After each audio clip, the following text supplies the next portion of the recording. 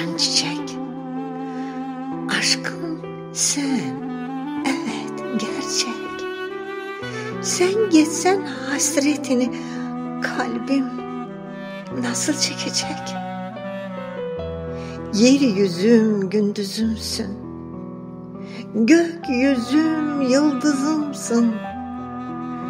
Sen benim sevda dolu şiirler yazdığımsın. Ya gel, ya beni götür, ne olur bir haber getir.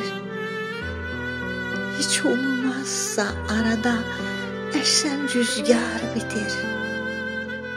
Gözünde gülen şehin, kokumda sabah mehin.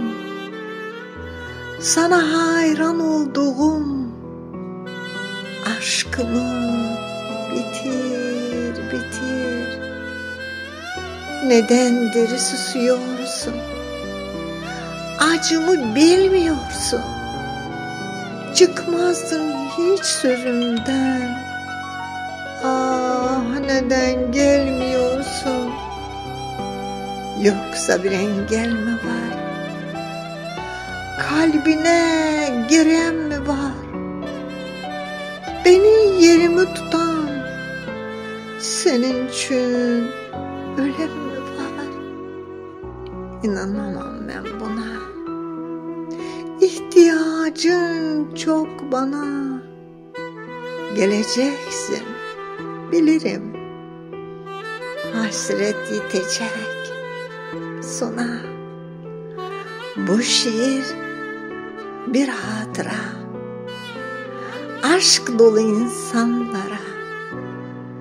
Bu şiirde yer olmaz, bu şiirde yer olmaz aşkına satanlara. Bu şiirde yer olmaz aşkına satanlara.